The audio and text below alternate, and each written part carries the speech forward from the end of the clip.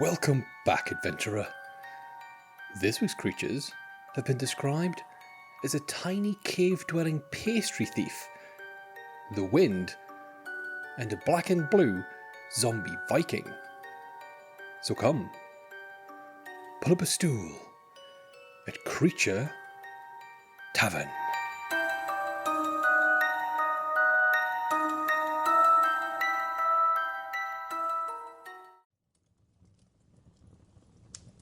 How goes there, adventurer? Why, you've been round this tavern so many times, we might just name a wing after you. Is a seagull wing okay? Here, you stuff that in your bag, as I stuff today's first story in your head. Story of the Knocker from Cornish folklore. Knockers, also known as knackers, or Tommyknockers, if you call the US home, is a subterranean gnome neighbouring creature associated with miners. And no, for once, that doesn't mean children.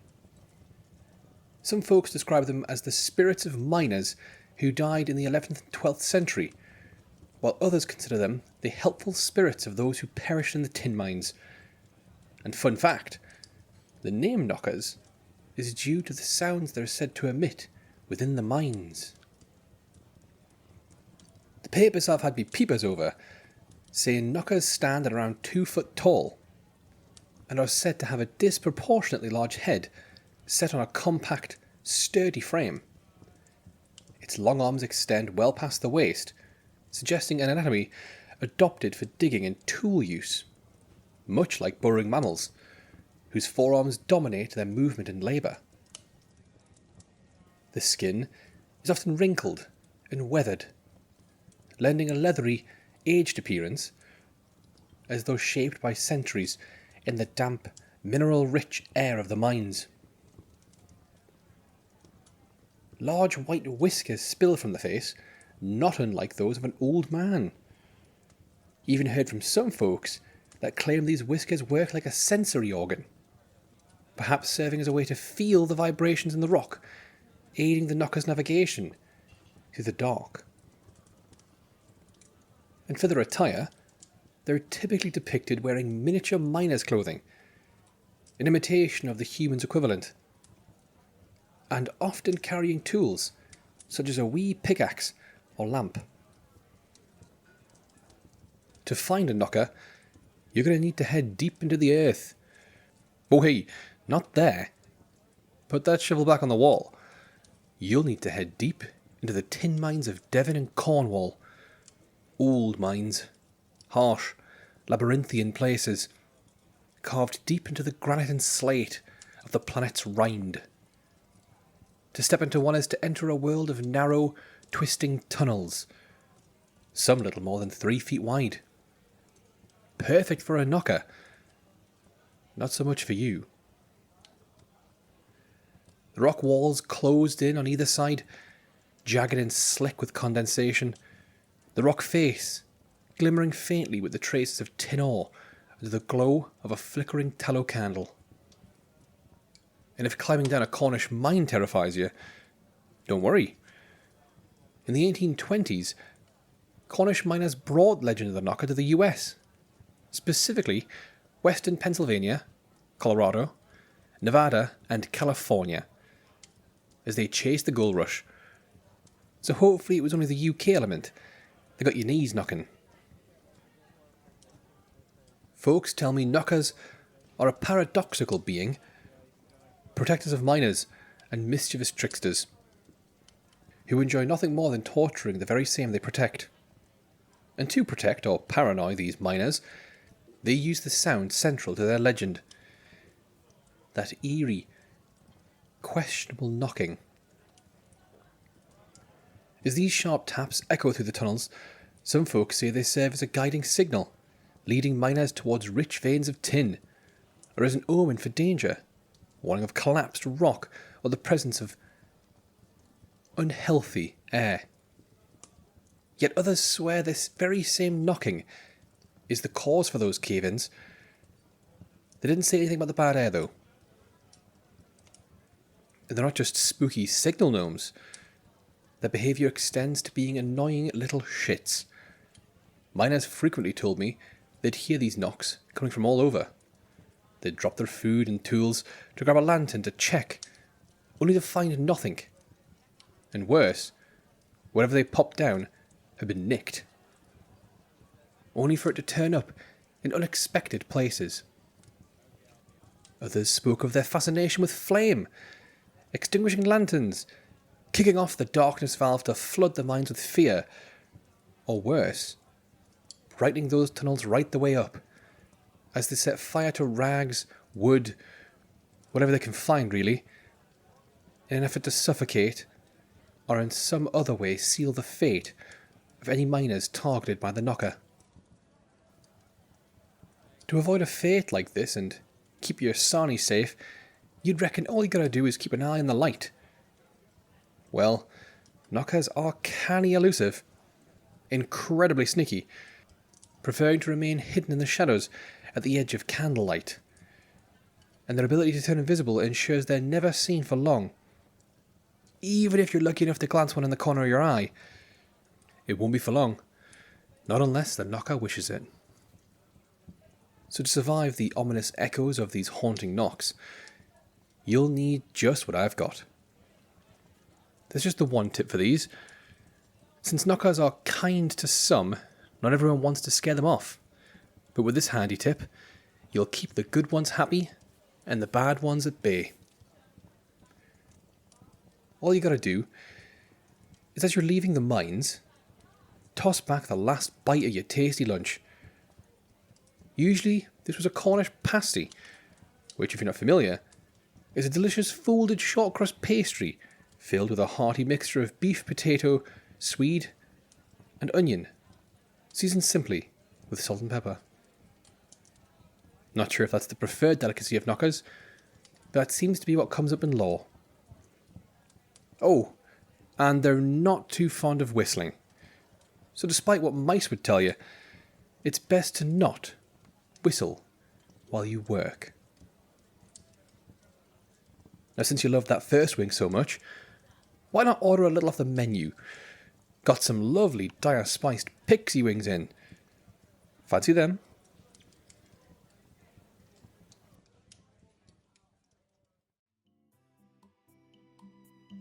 Hi, hello, and welcome back to The Breakpoint, the podcaster's void where the character curtain falls to reveal the human vibrations behind the icon.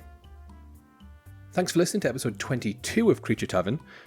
We recently hit 250 downloads on the podcasting platforms, and I seriously cannot believe it. Felt better than getting my degree. So thank you to every single one of you out there. I honestly can't show my appreciation enough. Let me know what we should do to celebrate this remarkable milestone by posting about the show using the hashtag CreatureTavern on X or Blue Sky. Doing so will help me celebrate this wonderful event with you. And there's a chance your name will appear on the show. You could end up a foul dinner brought to life by a worrisome warlock. Or perhaps a fowl made for dinner brought to life by a different kind of warlock. Either way, your name will go down in history as featuring on a podcast with 250 downloads at least. And if you're joining us on YouTube, leave a comment, and you too could end up as something brought back to life by a completely different warlock. Now, with popularity rising, why not share the show on social media or with a friend? Let them know that you were among the first patrons to enter the soon-to-be world-famous Creature Tavern. Now, that's enough celebration for now, but don't worry, there will be more later on. For now, though, let's get you back to the tavern.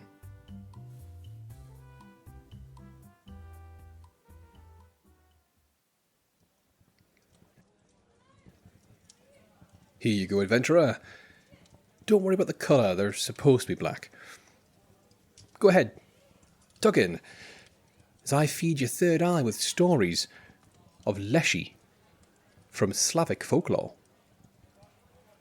Leshy has a parade of names, so buckle up, because I found 14. We've got Leshy, Lesovic, Lesavoy, Boravoy, Lesun,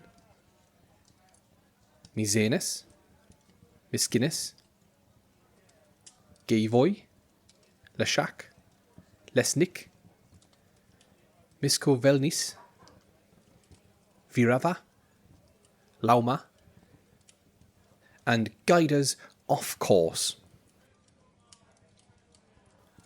That must be the most names we've found for one creature so far. But regardless of the mouth shape you choose, Leshy is said to be the personification of the forest itself, and viewed in older pagan traditions as nothing less than a deity of the lands of wood. When not embodying the entire woods, Leshy's form is as varied as their names. Most commonly envisioned as a giant masculine humanoid, though folks sing of their size as fluid.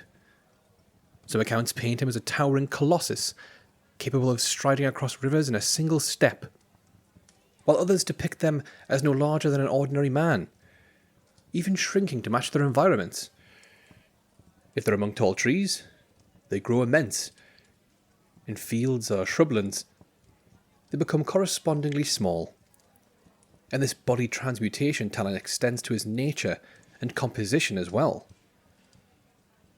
It's often said that Leshy is a fusion of the forest ingredients, which of course are animals, plants, humans, whirlwind, and formless spirit. But in more ancient tales, they're portrayed as phytoanthropomorphic. That's part plant and part human. In such depictions, they may take the form of a tree, be it pine, spruce, birch, oak, or aspen, or something smaller, perhaps a bush, stump, leaf, or even a little shroom. Or if one fancies it, Leshy may take a more human actualization, retaining their woodland traits like long tangled green hair, similar to vines, a beard of lichen, and skin or clothing that's resembling bark. Sometimes these woodland features are reduced to details, such as delicate green eyes, a green beard, or accessories, like a wand or club, cut from the forest itself. And the depictions don't end there. Leshy are also known to assume zoanthropomorphic forms, shifting both into wild and domestic variants. Folks tell me they've seen Leshy appear as a cavalcade of creatures: bears, wolves, owls, frogs, crows, magpies, dogs, horses, black cats and goats, not any other colour, and demonic hares. In certain tellings, Leshy take a half-human, half-goat form, covered in black fur with small curved horns, hooves, long hair and a beard. And it seems they're not restricted to goat when deciding their animal half. Many fables depict Leshy with a vast armoury of animalistic features, including thick hair, animal pelts as clothes, claws, hooves, a tail, and sometimes even wings. Often accompanied by an animal companion, such as a black dog or a small charcoal goat. In more human disguise, Leshy are known to have long dishevelled or thinning hair in shades of grey-green or red, and the beard to match. Their face is sometimes pale as the bark of a birch tree, with eyes filled with a catalogue of colour. Could be green, unnaturally pale, lead blue, white, or described simply as dull. Often bulging, or by some accounts, disproportionate, with the right eye often larger than the left. Or on a good day, they're both equal, yet still larger than those of man. Their clothing also varies just as wildly as their form. The old stories dressed them like a regular of the countryside, wreathed in leather or fur clothing, a woolen caftan, That's sort of like a tunic, or a cassock. For that, picture the robes of your typical Christian priest, and with diverse headgear to match, such as a wide-brimmed hat, a pointed cap, or a patched, scrappy hat. Regardless of the garb, there's always one consistent detail among Leshy. The left side of their clothing is fastened on the right, meaning if it's buttons, for example, they'll be on the left, contrary to men's customary practice. If you're wearing a shirt, jacket or coat, take a look. You'll see what I'm talking about. In later lore, Leshy are said to appear in more modern clothing. Flat caps, Wellington boots, or even a stylish black suit. The last one's not too good for blending into the woods, but it does make quite the statement. While other accounts show them clothed in the colours of the forest. Green, tawny, grey, black, white, blue, guessing that's for rivers and rain, or red. Even had one patron claiming he saw a Leshy entirely naked, and heard from many others that argue Leshy ain't got physical form at all, instead manifesting only as a sudden, inexplicable fear in the forest. Encounters with Leshy could take place anywhere in the forest and at any time. Leshy might be found in old dry trees such as fir and willow, in hollows, in stumps, in upturned roots, in fallen logs, in woodland huts, in secret caves, and even underground. Folks inevitably get lost near Leshy's dwellings, and Leshy's abode is protected by dense, impassable thickets and fallen trees, which never seem to freeze. Leshy's homes are covered in animal hides and guarded by dogs, supposedly, and in some stories, they even keep livestock. It's said animals are drawn to these homes, and superstition says that forest creatures gather there before their death. So my advice would be to head to the woods and wander till you get lost. Then simply keep your eyes peeled for a hide-covered hut or a mass grave full of woodland creatures. Legends say you get one Leshy per forest, as they're solitary creatures, but some law states large forests may be divided into sections, each with their own Leshy. So don't worry if you're heading to the wider woods. But I will just add that I couldn't find what exactly constitutes a large forest. Now, if you're worried you won't find one Leshy in all that wood, don't fret. Found a few legends that claim Leshy gather in families, so you might just look out and find the whole unit. And fun fact, a Leshy's wife, if not a kidnapped maiden, is called a Lesha Chica. The kids, however, are always usually kidnapped. Once you're in the woods, you'll want to know how to get a Leshy's attention. Well, some stories go a little further. Say you've got a call for one. To summon a Leshy, lore chronicles a few rituals for you to test out in your spare time. One technique includes creating a circle with young birch trees and calling out to the Leshy by removing a cross and shouting loudly, "Grandfather." Another method entails felling a pine tree onto two aspen trees, then standing up on them while facing north. Or on the holiday known as Kapula Night, cut down an aspen tree, making sure it falls to the east, then hop up on the stump, point yourself east as well, bend over, look between your legs, and recite the command sentence. Uncle Leshy, show yourself as I am, not as a grey wolf, black raven, or fir tree. Other ways to summon a Leshy include praying at night, thinking about him before bed, sitting on a stump of a pine tree and beckoning one forth 3 times, or using your left hand a lot.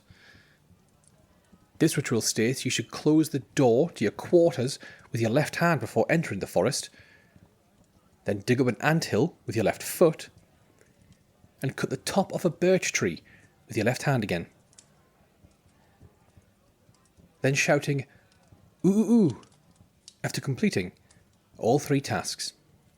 The last ritual I've got for you to test involves finding and removing a cross in the forest at night, burying it beneath your feet, and yelling, "Lord of Forests, I have a request for you." Now before you head out, just know Leshy ain't present all year round. They appear most strongly at transitional times of the day's wheel. Midnight, dawn, noon, or at a time only referenced as the evil hour. Seasonal markers are too tied to Leshy's activity. The beginning of spring is considered sacred to them, and on the holiday known as the Feast of the Cross on September 14th, it was said Leshy would drive forest animals into hidden places to play cards with them. And if the winds in summer are particularly strong, it's said a Leshy's wedding is the cause. So now you know how and when to get one to show. Let's wade into what they can do.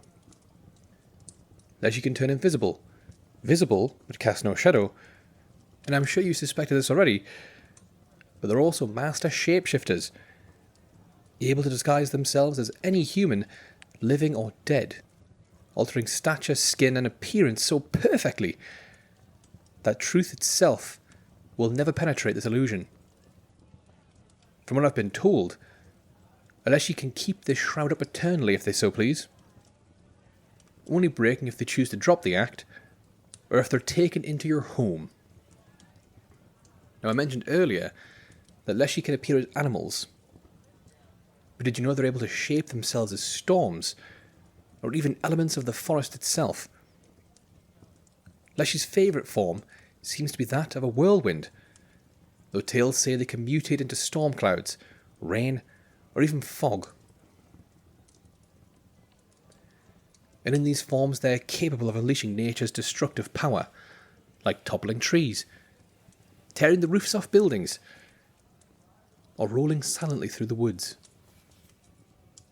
In all these forms and the many more Leshy can take, they retain a rather handy elemental trick. A gentle wind that erases any tracks made by a Leshy. And there are some folks that say if you feel this breeze when wandering the woods, it's a sign that one's on the approach. If the wind's felt on your stomach, it's coming from the front. Same goes for your back. That means one's behind you. There wasn't anything on the sides though. Use your intuition on that one. Or maybe there's no wind. Maybe one will already have its eyes on you. Is Leshy on hunt to spy on folks in their forest, leading these woodland walkers astray, misguiding them, blocking their paths with rivers or fallen trees, hiding or moving landmarks, or binding a person to the tree they inhabit? Now that's not as bad as it sounds. They're not literally binding you to the tree, but when wandering through the woods, you'll find yourself circling endlessly back to that very same tree. If you're travelling in pairs, that won't be much help either. You see, Leshy are able to hide a lost person from prying eyes. Your companion will still be able to hear you, the sound of your breath, the panicked crushing of leaves beneath feet, but they'll never see you. Folks also tell me Leshy can mimic the voices of companions or crying children. Perhaps they'll lure you down a path you've never been with the promise of bountiful berry or mushroom patches.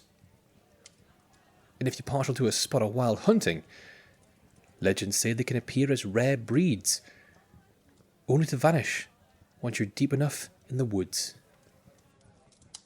In more menacing and common tales, Leshy are said to abduct children. Some say as punishment, while others claim it's to save them from mistreatment, carrying them off into the eternal realm of the woods. And when they're not stealing babbies, Leshy are said to enjoy a spot of mischief, often aimed at those who disrespect the woods. But it seems this isn't a law upheld by all of its kind. For some, any human that sets foot in their woods is fair game. Delighted with the opportunity to scare their unsuspecting guests, Leshy would unleash a clamorous chorus of noise. It could take the form of whistling, laughter, clapping, howls, rustling, animal cries, or even various human voices, or perhaps a collection of a few. Other times they'll get a little more physical, hiding your hat and basket, leading you into anthills, making someone climb a tree, handing folks pine cones disguised as a drink, or whipping folks with twigs and branches. But it ain't all like dealing with a powerful pain in the arse, as I found some stories that speak of Leshy as benevolent, known to help wanderers gather food, or guide lost souls to the forest's edge. Even read some law that states they'll heal an ill traveller when petitioned with the right tone. But all these interactions with man are nothing more than a mere side hustle for Leshy. Their primary role is that of guardian of all woodland creatures within their domain, ensuring their safety from hunters, that they're nourished and taken care of, though there was one telling legend I had across my desk that says Leshy are commonly taken by a spot of gambling, using their woodland critters as coin. In these stories, you always end up gambling away the animals under their care to various other forest spirits. A story used to explain sudden migrations, though some versions narrow this collection down to only wolves and bears, with the Leshy manifesting as a white wolf leading the pack. But be warned, there's belief that those who return from a Leshy encounter are forever changed. Lore states they either struggle to find their words, suffer mental wounds, or, on the brighter side, emerge with a newfound sense of purpose and mystic abilities. These individuals were rumoured to possess powers of witchcraft, the ability to foresee the future, and the gift of communicating with otherworldly entities. Though there were a few negative side effects. Let's say you're lucky, and you get the witchcraft power, without any of the mental wounds. Well, it said you'll still be drawn back to the forest. You'll tend to want to avoid society, and you'll find it difficult to form lasting relationships. That's the trade-off for a telephone line to the other world, I guess. So if you're rethinking this Leshy expedition, don't. Like all creatures we cover at the tavern, I've managed to forage a few tips and tricks to keep you safe from a Leshy encounter. Well, safe enough. The biggest hurdle you'll face is the Leshy's human disguise. If they choose to imitate a mate, the vision will be indistinguishable from the real thing. So in order to glimpse the true face of a Leshy, law states one must peer through the right ear of a horse. However, if you're short on horses that day, then look through a bridle. That's the headgear worn by a horse to control them. There is a human version, but I'm going to assume this one's talking about the horse. And you must do this while sitting between 3 harrows, and I believe a harrow is a tool used by farmers to break up and level soil. It's usually dragged behind a plough.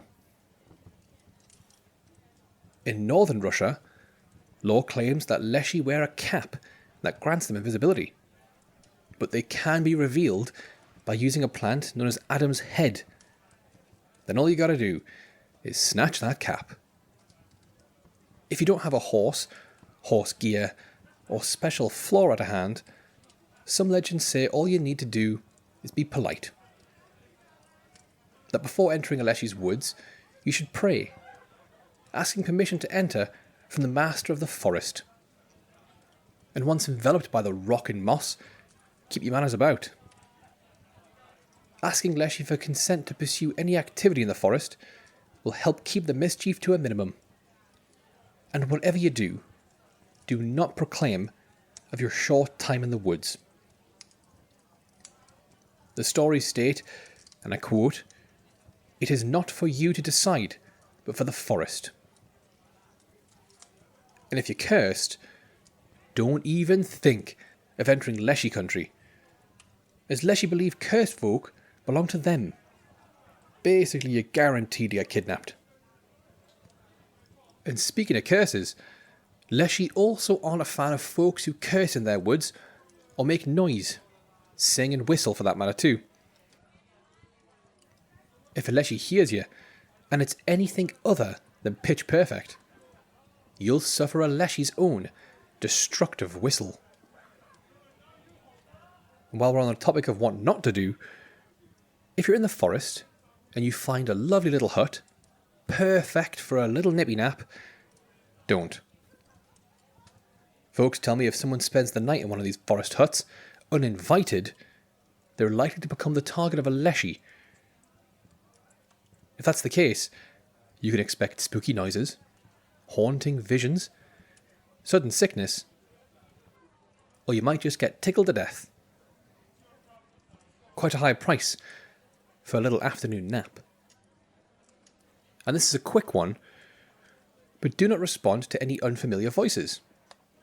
It's likely going to be a Leshy. Now I know you know they can also imitate familiar voices, but I've got nothing for that.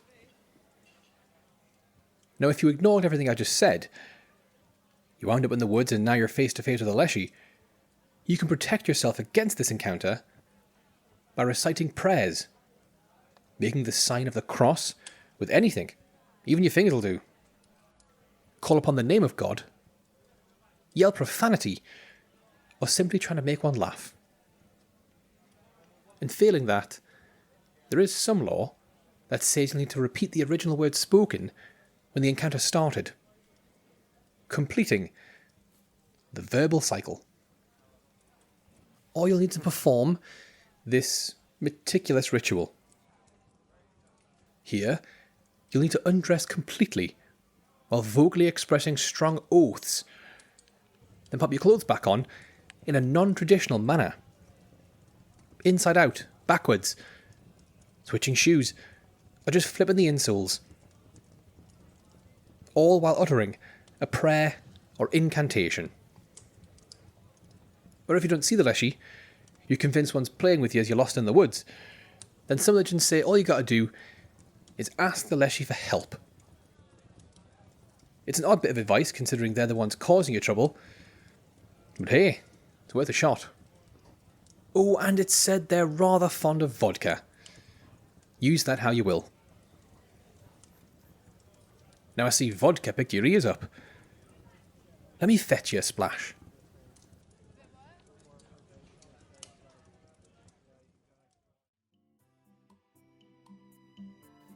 Not wanting to end the celebrations, are we? Well, you're always welcome in this liminal space. Rumour has it, the only escape is to smash that subscribe button. Go on, give it a try. You can find us on YouTube, Spotify, Apple Podcasts, or wherever bit depth dingoes make their dens. Just search for Creature Tavern. And why not send a few words of jubilation my way in honour of hitting the big 250 with a review. Best to get your opinions in now. I'll be setting me ways by 500. Now the party had to end sometime, and it looks like that time's now. Thank you again for being an amazing audience. Take the party hat with you, and make sure to grab some cake on your way out, as we get you back to the tavern.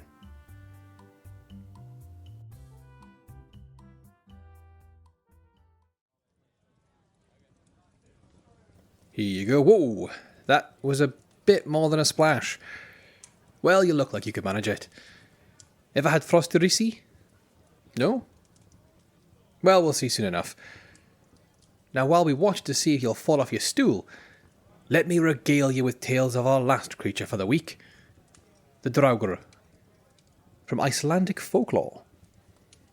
Draugr, also called Draug, is an undead creature, but unlike ghosts, ghouls, or immaterial spirits, the Draugr is a revenant, a reanimated corpse of the deceased that continues to linger in the physical world. Some more recent accounts label them as Norse zombies, though in the sagas they're a lot more than mere mindless husks. They embody malice, greed, and corruption. It was believed that any mean-spirited, nasty, or greedy human could be set to rise as a Draugr after death. From what I've found, the earliest mention of a Draugr comes from Hans Egede, a Danish-Norwegian bishop of Greenland, who described them in his 1741 work, The New Illustration of Greenland. However, their presence in far older Icelandic sagas roots Draugr much, much earlier in Earth's story. Appearance-wise, think grotesque and horrifying. Folks truly painted a hideous sight to behold. Their flesh is necrotized, and what remains presents as hellpower. That's Icelandic for death blue. Narfull, that's corpse pale. Og blár sem hell, and digir sem noit, which, if I've pronounced correctly, should mean black as hell and bloated to the size of a bull. There's even some that look rather ordinary. And by that I mean, they just don't have any decay. Picture beef jerky for a good comparison. Often Draugr will be encased in some heavy war gear, an iron-studded helmet, dulled by rust, chainmail, stiff with the centuries of waiting, and leather straps hardened into brittle black bands, indistinguishable from the skin of its owner. The armour is said to cling on the corpse like a second rot, and where spirit and bronze once gleamed, now there's only decay's stain. You'll most likely find a Draugr in an Icelandic burial mound, known as a haugr. These are canny large mounds of earth and stone placed over the graves of powerful chieftains, warriors, or landowners in the 9th to 11th century, or the Viking Age if you're cool. And lucky for you, many of these burials remain, dotting the Icelandic countryside, often found on elevated ground overlooking farmland or fjords. I'd recommend visiting Thingvellir and heading to Alþingi. That's Iceland's national parliament. And fun fact, it's also the oldest surviving parliament in the world. Another quality spot would be the mound of Thyrithil, near Hvalfjörður. That's a fjord in western Iceland, and it's said to be associated with the restless dead. Your first sign that a soul of the dead might rise as a Draugr occurs even before the burial. If the corpse is found in an upright or sitting position, rather than laying flat, 'tis a warning that the body may not be as at rest as it appears. Once risen, mind, there's no mistaking it. Your scent detection organ will be savaged by the reek of decay.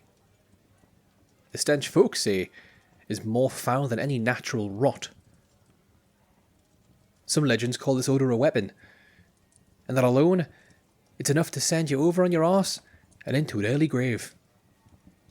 They're also said to wield an array of supernatural abilities, like superhuman strength, and not just enough to perform regular tasks with mucus for muscles. No, this strength goes far beyond that of any ordinary man. So don't be fooled by the bony bits. They can also shapeshift into what it did not tell me, command the weather, and even see into the future. Had one fella tell me, Draugr can enter the dreams of the living, and to prove the encounter, the Draugr would often leave behind a small token for the human they've thoroughly haunted. It's also said Draugr like to curse folks. An example of this can be found in the Grettis saga, where Grettir was cursed to never grow stronger. They could also create temporary spots of darkness in the middle of day, sink into the dirt to avoid capture or defeat, carry and spread disease through entire villages with very little effort, or kill without lifting a sword. Instead, they'd simply shower their target in buckets of bad luck. So what motivates a Draugr, I hear you ask? Well, a few things do. Greed and envy top amongst them. Greedy in death, as in life you could say. They fiercely guarded their grave's treasure, attacking any would-be pit pirates who dare think the dead are an easy target. Yet beyond material greed, lore says they were also driven by a deep envy of the living, a longing for vitality, and the earthly pleasures they once enjoyed. This envy sometimes expressed itself as an insatiable appetite. Draugr, plagued with this desire, would consume the life essence of any human they could get their spindly little fingers on, turning them into more Draugr. In this way, Draugr were by some placed in the ranks of vampire.